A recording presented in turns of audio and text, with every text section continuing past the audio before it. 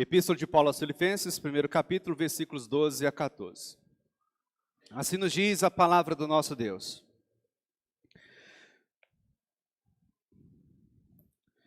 Quero ainda, irmãos, cientificar-vos de que as coisas que me aconteceram têm antes contribuído para o progresso do Evangelho. De maneira que as minhas cadeias em Cristo se tornaram conhecidas de toda a guarda pretoriana e de todos os demais. E a maioria dos irmãos, estimulados no Senhor por minhas algemas, ousam falar com mais desassombro a palavra de Deus. Diferentemente do que vinha acontecendo nos cultos anteriores, hoje uma unidade bíblica um pouquinho mais extensa e como uma consequência inevitável, vai exigir um pouquinho mais de todos nós. Eu quero pensar esse texto lido a partir da seguinte temática: Paulo e o progresso do Evangelho. Uma leitura das oposições e dos propósitos de Deus. O que se espera de todos nós, na medida em que adentrarmos ao texto lido, é que tenhamos em mente que Deus tem um propósito literalmente em todas as coisas. Até mesmo nas oposições que sobrevieram sobre todos nós, na medida em que avançamos pelos caminhos de uma vida piedosa. Deus teve, ao longo da história, sempre um propósito muito claro, quando as oposições, as tribulações e as adversidades sobrevieram sobre os seus arautos, sobre aqueles que se colocaram na condição de pregadores do Evangelho, anunciadores das boas novas de salvação. No domingo passado, em um ambiente muito parecido como este, nós estivemos juntos analisando Filipenses capítulo de número 1, versículo de número 11. E o tema que nos orientou naquele encontro foi uma oração fervorosa. Vimos três importantes verdades. A primeira delas, uma oração fervorosa pelo fruto de justiça. Versículo de número 11, primeira parte. Vimos que eu e você precisamos, de forma mais precisa, demonstrar, produzir, evidenciar frutos. E que tipo de frutos? O fruto da justiça, ou fruto de justiça. E naquela ocasião nós fizemos uma correlação com os frutos do Espírito, tal como apontados pelo apóstolo Paulo em Gálatas capítulo 5, versículos 22 e 23. Eu e você somos desafiados a vivermos vida reta. Eu e você somos desafiados a vivermos uma vida libada, a sermos pautados por uma vida ancorada na retidão que vem do coração de Deus para o nosso coração. O apóstolo Paulo estava lidando com uma igreja debaixo de intensas adversidades. E se tinha uma coisa que movia as orações do apóstolo Paulo, era para que esta igreja, debaixo dessas adversidades, não se visse tentada a abandonar uma vida pautada pela justiça. Por causa disto, ele vai orar com muito esmero, com muita diligência, com muito capricho e zelo pela prática da justiça no interior da igreja dos Filipenses. Segunda verdade vista naquela noite, uma oração fervorosa por frutos de justiça mediante Jesus Cristo. Versículo 11, segunda parte. Quando nós estávamos discutindo a segunda parte do versículo número 11, vimos que existem frutos de justiça. Eu e você podemos sermos tentados a considerar justo aquilo que Deus não considera como justo. Eu e você, portanto, somos tentados ou seremos desafiados em dadas ocasiões a aprovar aquilo que Deus reprova, a reprovar aquilo que Deus aprova. Se tem uma coisa da qual o apóstolo Paulo estava convencido, é que esta vida correta, pautada, ou pela honestidade, melhor dizendo, deveria ser construída em Cristo Jesus. Qualquer ato de justiça que fora construído fora de Cristo Jesus não tem qualquer validade diante do Senhor. Segunda importante verdade, destaca e a justiça que é praticada diante dos homens fora de Cristo Jesus. A que é aceita por Deus é aquela que está ancorada em Cristo Jesus. E aí, em terceiro lugar, última parte do versículo número 11. Uma oração fervorosa para a glória e louvor de Deus. O apóstolo Paulo vai amarrar este segundo bloco da sua carta, que começa no versículo número 3 e se estende até o versículo número 11, mostrando qual que é o alvo maior da nossa vida. Tudo em nós precisa convergir no louvor, na adoração, no engrandecimento do ser de Deus. No versículo de número 6, Deus louva e engrandece a pessoa do Filho. No versículo número 11, o Filho louva e engrandece a pessoa de Deus, o Pai. A relação que ocorre na Trindade Santíssima é uma relação de respeito, de amor, de carinho, é uma relação em que cada pessoa da Trindade Santíssima está buscando a preservação do engrandecimento de umas das outras. Tentando ser mais claro, o apóstolo Paulo amarra toda a sua argumentação desse segundo bloco na seguinte verdade: tudo em nós precisa convergir no engrandecimento do ser de Deus. E agora, na sequência, o que eu e você temos? O apóstolo Paulo deixa esta abordagem das orações de lado. Ele reconhece que estas orações já cumpriram um propósito estabelecido e agora, de forma mais precisa, ele adentra ao teor da carta. E uma das primeiras colocações que ele apresenta à igreja dos Filipenses é que ele estava debaixo de intensas adversidades, mas que Deus estava cumprindo os seus planos e propósitos. Qual que é o tema, mais uma vez, da exposição dessa noite? Paulo e o progresso do Evangelho. Uma leitura das oposições e dos propósitos de Deus. Quais são as importantes verdades aprendidas com base no texto lido? Eu tenho aqui algumas. A primeira delas: Paulo, em uma situação de oposição, encontra os propósitos de Deus para o progresso do Evangelho. Pergunta: onde é que está isso no texto? Versículo número 12. Olha como é que o apóstolo Paulo começa essa unidade. Quero ainda, irmãos, cientificar-vos de que as coisas que me aconteceram têm antes contribuído para o progresso do Evangelho. Aí a pergunta que surge é: o que aconteceu com o apóstolo Paulo? Por que Paulo está dizendo estas palavras? E aí, na medida em que eu e você vamos para o contexto, nós descobrimos. A igreja dos Filipenses estava um tanto que temerária. Alguns irmãos no interior daquela igreja estavam se perguntando: e agora? O que vai acontecer conosco? Paulo, o nosso mestre, o nosso pastor, está preso, encarcerado. O que vai acontecer da fé cristã?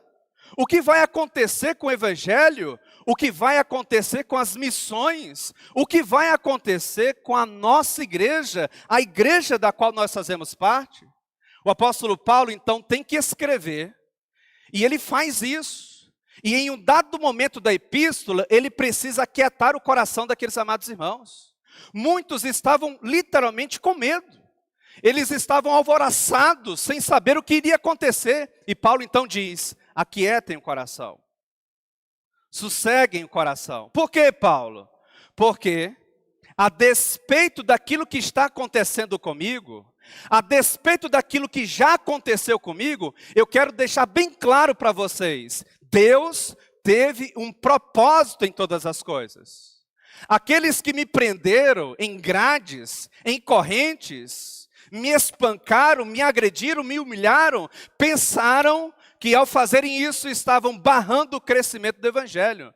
Mas eu quero dizer a vocês, amados irmãos da igreja em Filipos, que todas essas tormentas que sobrevieram à minha pessoa e aos meus companheiros de ministério têm antes, na verdade, contribuído para o progresso muito maior do Evangelho de Cristo Jesus. Agora pense, aqueles irmãos amedrontados, acuados, encurralados contra a parede, ouvindo tais declarações do velho e veterano apóstolo Paulo. Cumpriu, sem dúvida alguma, um propósito de alentar o coração daqueles amados irmãos. Trazer quietude, trazer paz interior. Tem como ser mais claro acerca daquilo que realmente sobreveio ao apóstolo Paulo? E aí eu quero explorar um pouquinho da sua paciência com o enumerar de uma lista um tanto que extensa de coisas que vieram ao apóstolo Paulo. Lembrando a você que na altura dos versículos 12 e 13, o apóstolo Paulo está olhando para o seu passado, não com os seus próprios olhos, mas com os olhos da fé, ancorado na soberania de Deus. E é justamente isso que eu e você devemos fazer continuamente. Fazer o quê? Olhar sempre a nossa vida, em especial aquilo que passou, a partir da perspectiva divina. E eu e você, se fizermos isso, iremos encontrar beleza até mesmo nos dias mais terríveis da nossa vida. Iremos encontrar propósitos de Deus, até mesmo nos dias mais difíceis da nossa existência. O que veio ao apóstolo Paulo? O apóstolo Paulo, ele foi preso. O apóstolo Paulo, ele foi acorrentado, ele foi algemado. O apóstolo Paulo, ele foi humilhado diante de todos. O apóstolo Paulo foi literalmente alvo de deboche dos seus opositores. O apóstolo Paulo foi impedido de viajar. O apóstolo Paulo foi impedido de continuar o projeto de plantação de igrejas. O apóstolo Paulo foi impedido de continuar alavancando o progresso do evangelho em termos humanos. Assim pensaram os seus opositores. O apóstolo Paulo foi perseguido na cidade de Damasco. O apóstolo Paulo foi rejeitado em Jerusalém. O apóstolo Paulo foi esquecido na cidade de Tarso, Atos 9, versículo 30. O apóstolo Paulo foi apedrejado e arrastado como morto para fora da cidade de Listra, Atos 14, 19. O apóstolo Paulo foi açoitado com varas na cidade de Filipos. Em um dado momento dessas exposições em Filipos, ou na carta aos Filipenses, melhor dizendo, eu cheguei a destacar que as costas do apóstolo Paulo e de companhia ficaram literalmente na carne viva. E a pergunta que surge é: por quê? O que estes homens fizeram? Qual fora o delito moral, o pecado, a agressão que esses homens cometeram? Nada além de pregar o amor revelado em Cristo Jesus. Só que a lista não para por aí. O apóstolo Paulo foi escorraçado da cidade de Tessalônica e da cidade de Bereia. O apóstolo Paulo foi preso em Jerusalém e acusado na cidade de Cesareia. E o apóstolo Paulo percebe que os judeus no interior da cidade de Cesareia, de Jerusalém, estavam levantando um montim contra a sua pessoa e intentavam contra a sua vida. E como o apóstolo Paulo desfrutava da prerrogativa de ter uma dupla nacionalidade, então ele apela para ser julgado perante o tribunal romano. E assim ele vai ser. Ele sai da cidade de Jerusalém como um prisioneiro em um navio de escravos, sentido à cidade de Roma. E o que é interessante é que no meio do caminho o navio afunda. Chama a sua atenção para um outro detalhe. O apóstolo Paulo, ele vai atracar, assim como também os demais que ali estavam, numa ilha chamada Malta. E chegando na ilha, uma víbora, uma cobra peçonhenta, lhe morde. E todos juravam que daquela mordida ele não escaparia. Só que não para por aí. Ele vai chegar em Roma. Só que ele não vai chegar em Roma do jeito que ele almejou. Solto, livre, podendo pregar livremente o bom evangelho de Cristo Jesus. Não. Ele vai chegar em Roma, preso, como um prisioneiro. Pergunta, meus irmãos, que vida é essa? Que sofrimento? Que história marcada por tantas lutas, por tantas adversidades? O apóstolo Paulo era para ser um sujeito deprimido, angustiante, angustiado, um sujeito acuado na parede, um sujeito sem alegria, sem sorriso, sem vivacidade, sem motivação, sem qualquer tipo de disposição para continuar pregando o evangelho. O apóstolo Paulo era para ser o tipo de sujeito que Queria qualquer outra coisa, menos o Evangelho. Por quê? Porque o Evangelho, até então, para a sua vida, em termos humanos, olhando numa perspectiva meramente humana, não havia lhe trazido status, não havia lhe trazido aceitação, reconhecimento. Ele desfrutava de popularidade entre alguns no interior da igreja. Ele era muito mais perseguido e maltratado do que reconhecido, louvado pelos homens. Todavia, ele consegue, a partir da revelação das Sagradas Escrituras, da revelação de Deus no seu coração, olhar para o seu passado e encontrar os propósitos de Deus. Pergunta: você é capaz de fazer o mesmo movimento que o apóstolo Paulo? Quantos dentre nós, meus amados irmãos, que não passaram nem por 10%, nem 5% do que o apóstolo Paulo passou? E ficam presos num passado angustiante, atrofiando o presente, atrofiando o futuro. Aqui está o apóstolo Paulo dizendo para os crentes filipenses: olha, eu sei que no interior da igreja muitos estão com medo e estão se perguntando o que vai acontecer com o evangelho. Deixa-me dizer uma coisa: tudo aquilo que aconteceu comigo tem antes, na verdade, contribuído para o progresso do Evangelho de Cristo Jesus. Você sabe qual que é a aplicação prática que se extrai da análise do versículo 12? Deus tem um propósito em todas as coisas que acontecem em nossa vida. O que aconteceu na sua vida no mês passado? O que aconteceu na sua vida no ano passado? O que aconteceu na sua vida 10 anos atrás? O que aconteceu com você hoje à tarde? O que aconteceu com você ontem à noite? Entenda, Deus tem um propósito em todas as coisas. De uma forma que foge à nossa compreensão, Deus está usando tudo aquilo que acontece em nossa vida para o progresso do seu evangelho. Seja em nossa vida no seu sentido mais particular, seja na nossa vida como um instrumento de propagação destas verdades que libertam e que transformam. Primeira verdade destacada na noite de hoje. Paulo, em uma situação de oposição, encontra os propósitos de Deus para o progresso do evangelho.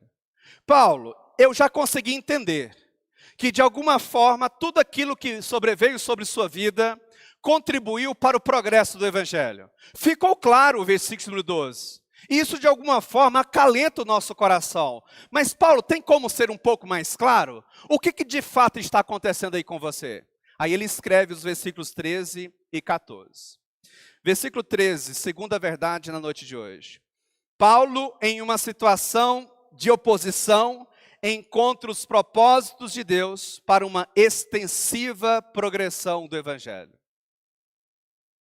Onde é que está isso no texto? Versículo de número 13, acompanha comigo. De maneira que as minhas cadeias em Cristo se tornaram conhecidas de toda a guarda pretoriana e de todos os demais. Pergunta: o que era a guarda pretoriana? Era a guarda do pretório. O que era o pretório? Era uma espécie de tribunal, o tribunal dos Césares, do grande imperador. Lá, ou de lá, saíam as sentenças de morte ou de absolvição. O imperador era um lugar, mais precisamente, que ele frequentava com certa assiduidade. Há relatos de que havia residência do imperador no pretório. Para ser mais claro, para que todos consigam entender a riqueza da informação do versículo 13. Quantos soldados chegou a ter a guarda pretoriana? Estima-se que entre 16 mil e 18 mil soldados. O que era a guarda pretoriana? A guarda de elite do grande imperador. Eram os melhores soldados, os homens de confiança, eram os homens de batalha, a turma de elite do imperador.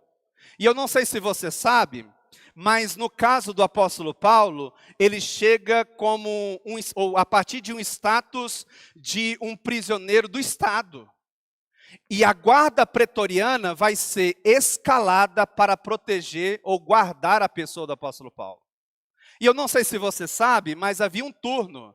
De 6 em 6 horas, trocava-se esse turno. Se isso de fato for verdade, pelo que parece os historiadores estão convencidos de que isso é uma verdade, ao longo de um dia, o apóstolo Paulo mantinha contato com nada mais, nada menos do que com 4 soldados da guarda pretoriana. A cada 6 horas havia o revezamento, a troca de turno. Quantos anos o apóstolo Paulo ficou preso na cidade de Roma, no seu primeiro aprisionamento? 2 anos. Ao longo de 2 anos, de 6 em 6 horas, 4 soldados por dia, o apóstolo Paulo tinha a oportunidade de falar de Cristo Jesus. E o que o versículo 13 está nos dizendo é que o seu aprisionamento, o seu encarceramento, as lutas que sobrevieram sobre a sua pessoa, não barraram o crescimento do evangelho. Pelo contrário, fizeram com que, de uma forma muito mais extensiva, alcançasse o alto escalão do poderoso Império Romano. Só que o texto não destaca somente o alcance da guarda pretoriana. O texto também destaca todos os demais. Olha o que diz o finalzinho do versículo 13. De maneira que as minhas cadeias em Cristo se tornaram conhecidas de toda a guarda pretoriana e de todos os demais. Pergunta, quem está por detrás de todos os demais? Os cozinheiros, os zeladores, todos aqueles que serviam de forma direta ou indiretamente no pretório. As esposas dos soldados. Certamente esses soldados, quando retornavam para seus lares, diziam, meu bem, aqueles que eram casados, hoje eu estive acorrentado a um homem, por nome de Paulo. Aquele homem, ele não é culpado, ele não merece o que ele está passando. Meu bem, meus filhos, aquele homem me falou palavras tão ricas, tão abençoadoras. Eu quero acreditar nisto, eu preciso acreditar nisto, eu vou acreditar nisto. Homens tiveram as suas vidas mudadas e moldadas. Mediante o quê? O aprisionamento, o encarceramento do apóstolo Paulo. Ao longo de 2 anos, o apóstolo Paulo teve a oportunidade de falar de Cristo para o alto escalão do poderoso Império Romano. Pergunta, meus amados irmãos, onde Deus tem te colocado? Onde Deus tem colocado você? Você tem falado de Cristo? Você tem anunciado as boas novas de salvação? Qual que é o contexto do apóstolo Paulo? O contexto do apóstolo Paulo é de um aprisionamento. Você sabe aquele soldado que batia a porta da casa, porque ele estava preso numa prisão domiciliar, e batia a porta da casa, aquele novo soldado, ele podia trazer a sentença de morte do apóstolo Paulo. Tentando ser mais claro, a cada troca de turno, certamente o coração do apóstolo Paulo estremecia num certo sentido, porque a sentença de morte podia vir com um novo soldado, mas era um soldado apenas para trocar o turno. Ele não perdia a oportunidade de falar de Cristo, e ele foi usado por Deus para alcançar a elite do exército romano. E ele foi usado por Deus para alcançar todos os demais que assistiam no pretório romano. Pergunta, onde você está sendo inserido, semana após semana? Os teus colegas de trabalho conhecem a fé em Cristo através da sua vida? Deixa eu ir um pouquinho mais longe. O teu patrão sabe que você é crente? Os teus colegas de trabalho sabem que você é membro da igreja presbiteriana de Itumbiara? Você tem vergonha do evangelho? Você tem vergonha de andar com a Bíblia na mão? As pessoas que fazem parte do seu dia a dia ouvem falar de Cristo através da sua boca, através da sua pessoa, através das suas ações e reações. Você tem sido instrumento de quê? Você tem sido usado por quem? O apóstolo Paulo está num contexto de profunda adversidade. E ele olha para o passado e ele consegue ver os propósitos de Deus para uma extensiva progressão do Evangelho de Cristo Jesus. Deixa eu tentar ser mais claro. Deus te colocou onde você está para trazer sustento à sua casa, sustento à sua família, proteção a vocês, mas também para que você seja luz, Para que você fale de Cristo? Para que você anuncie as boas novas de salvação? Pergunta, onde você está? O que você está fazendo durante a sua semana? Pastor, eu, graças a Deus, eu já não preciso mais trabalhar secularmente, eu fico somente em casa. Os teus vizinhos sabem que você é cristão? Os teus vizinhos sabem que você é membro da Igreja Presbiteriana de Itumbiara? Os teus vizinhos sabem que muito mais do que membro de uma igreja institucionalizada, você é membro do corpo de Cristo? O quanto de Cristo você revela através das suas ações e reações. E em terceiro lugar, caminhando já para o encerramento. Paulo, em uma situação de oposição, encontra os propósitos de Deus para estimular outros a contribuírem com o progresso do Evangelho. Pergunta, onde é que está isso no texto? Versículo de número 14. Olha o que diz o texto. E a maioria dos irmãos, estimulados no Senhor por minhas algemas, ousam falar com mais desassombro a palavra de Deus. Isso aqui é interessante. O apóstolo Paulo está escrevendo para a igreja em Filipos, uma igreja que estava acuada, uma igreja que em dados momentos se mostrou temerária, na prevalência da boa doutrina, no guardar as boas verdades do Evangelho. E o apóstolo Paulo então está dizendo a eles, olha, eu quero dizer a vocês, que não todos, mas a maioria, que teve acesso ao meu encarceramento, ao meu aprisionamento, às minhas lutas e dificuldades, eles estão sendo estimulados a pregarem com muito mais vivacidade as boas novas de salvação. Eu chamo a sua atenção para as primeiras palavras do versículo 14. Diz o texto, a maioria dos irmãos. O texto não diz todos. Por que não? Porque alguns, ao ouvirem falar do aprisionamento do apóstolo Paulo e das lutas que sobrevieram sobre a sua pessoa, disseram no seu íntimo, se for para eu ter esse tipo de consequências, eu não quero o Evangelho. Se eu tiver que passar pelo que este homem está passando, eu não quero compromisso com a fé. Em contrapartida, diz o apóstolo Paulo, que a maioria daqueles que tiveram acesso à sua história de vida, ao que estava acontecendo com ele, se sentiram estimulados a pregarem com mais desassombro. E a pergunta que surge é, o que significa essa palavra? Não é uma palavra comum do nosso vocabulário do dia a dia. Desassombro traz a ideia de ousadia, intrepidez, valentia, coragem. Tem como então parafrasear o versículo 14? Tem. De que forma? A maioria dos irmãos, não todos, ao ouvirem falar daquilo que está acontecendo comigo, eles estão sendo estimulados no Senhor Deus, a partir das minhas algemas, a falar com muito mais coragem, com muito mais autoridade, com muito mais intrepidez, a palavra de Deus. Pergunta, meus irmãos, as pessoas que estão tendo acesso às tuas lutas, às tuas provações, às tuas tribulações, hoje nós falávamos sobre isso na nossa escola bíblica dominical, se sentem estimuladas a se aproximarem mais de Cristo, a pregarem mais com vivacidade as boas novas de salvação, ou se sentem desestimulados? Quem é você? A vida do apóstolo Paulo, a sua conduta, aquilo que estava acontecendo com ele, funcionava como um estímulo, como uma injeção de ânimo no coração daqueles amados irmãos.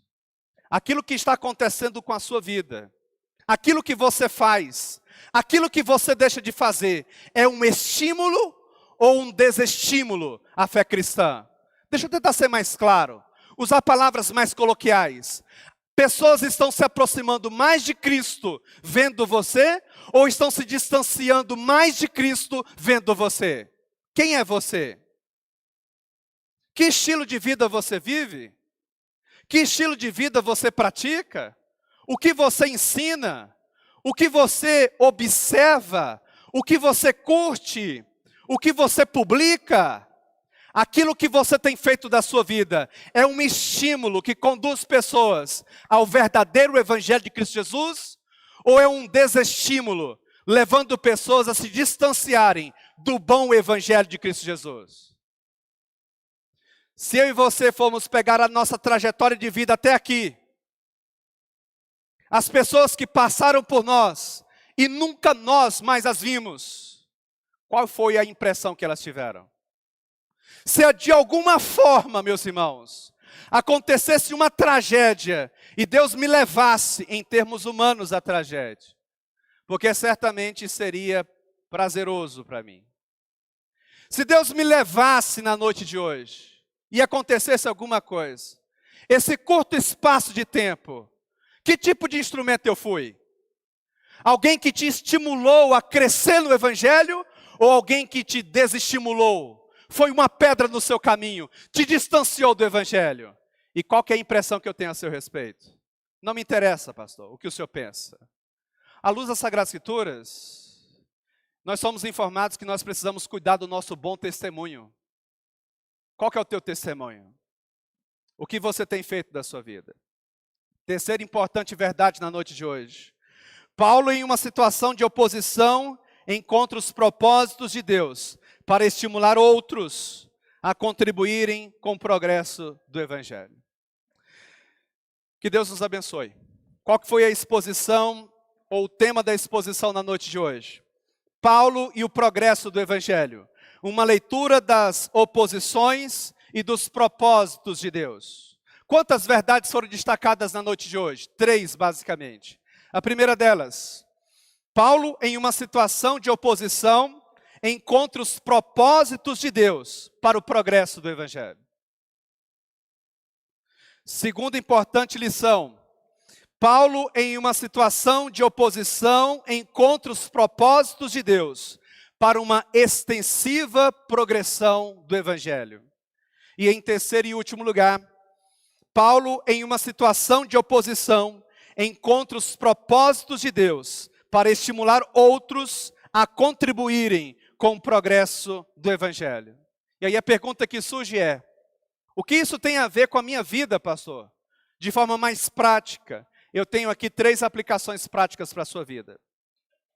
A primeira delas, nada pode barrar o crescimento do evangelho. O evangelho é imparável. Nenhum tipo de oposição, nenhum tipo de perseguição irá se constituir um obstáculo intransponível à frente da igreja. Por que não? Porque esta igreja não é nossa. Esta igreja é do Senhor Jesus Cristo. Por que que o evangelho continuará avançando até quando Deus assim quiser? Porque é o evangelho de Deus. Eu e você temos a nossa vida ancorada, não em qualquer boa nova, mas na verdadeira boa nova de salvação. Eu e você subscrevemos um evangelho que não pode ser barrado. Todas as perseguições, todas as oposições se mostrarão fúteis, banais e ineficientes no propósito de barrar o evangelho. O evangelho continuará avançando a despeito do meu engajamento ou do seu engajamento. Segunda importante aplicação na noite de hoje. O evangelho vai chegar onde ele precisa chegar. Deus usou o aprisionamento do apóstolo Paulo para evangelizar a guarda de elite do Império Romano. Deus usou o seu encarceramento para evangelizar pessoas que de outra forma jamais teriam acesso com tanta vivacidade às boas novas de salvação. Imagina você, a cada 6 horas, está acorrentado a um homem. Ao longo de 2 anos, para onde você fosse, este soldado ia com você. Homem muito bem armado, valente, acostumado a matar e a derramar sangue, e você tendo a oportunidade de falar de Cristo. Esta foi a realidade do apóstolo Paulo. O evangelho vai chegar onde precisa chegar. Você sabe o que isso significa dizer? que se você se calar lá no seu trabalho, Deus vai levantar outro para fazer o que você está a fazer e que você não faz. Deus pode também usar das circunstâncias mais adversas para te forçar a abrir a boca. Fale de Cristo. Anuncie as boas novas de salvação. O Evangelho vai chegar onde ele precisa chegar. E onde ele tiver que chegar, Deus tiver que usar a sua vida, mesmo que você não queira, você, de alguma forma, vai ser condicionado a fazer o que você precisa fazer. Faça o que é certo, onde você está. Anuncie as boas novas de salvação. O Evangelho vai chegar onde ele precisa chegar. E agora, em termos mais práticos e diretos, em terceiro lugar, você faz parte daqueles que estimulam o progresso do Evangelho, ou você faz parte daqueles que desestimulam o progresso do Evangelho? Você está estimulado a continuar progredindo no Evangelho, ou você está desestimulado a continuar progredindo no Evangelho? Quem é você? O apóstolo Paulo é muito sincero quando ele diz no versículo 14, a maioria, não todos, estão estimulados. Existe um grupo que está desestimulado. Com o que, Paulo? Com as minhas lutas e dificuldades. Convém que eu ressalte a todos na noite de hoje. A caminhada cristã não é um mar de rosas. Disse isso hoje pela manhã e repito agora. Se você quiser viver piedosamente, você vai enfrentar lutas e desafios. Te prepara. A todos aqueles que ouviram a pregação na noite de hoje e entenderam o recado dos céus, a partir da exposição do texto bíblico, te prepara. Virão lutas e desafios sobre todos nós. Todos aqueles que querem viver piedosamente em Cristo Jesus, disse o apóstolo Paulo ao jovem pregador Timóteo, irão atrair sobre si perseguições das mais diversas. Quem é você? Alguém que está estimulado, que é fonte de estímulo, ou alguém que está desestimulado e que não consegue estimular outros? Vamos orar, vamos falar com o nosso Deus. Senhor Deus, nós te louvamos, nós te bendizemos, engrandecemos ao Senhor, porque até aqui o Senhor tem estado conosco. A tua palavra foi pregada, a tua palavra foi anunciada, e eu peço ao Senhor que o Senhor, de uma forma muito especial, possa complementar essas verdades ao coração de todos. Senhor Deus, só o Senhor, para trazer ao nosso coração os corretos estímulos, só o Senhor para trazer ao nosso coração a vivacidade, a autoridade, a coragem, a intrepidez, para continuarmos avançando no progresso do Evangelho. Remova desta igreja, remova de todos nós, tudo aquilo que é uma fonte de desestímulo, tudo aquilo que desanima, tudo aquilo que é um obstáculo no progresso do Evangelho.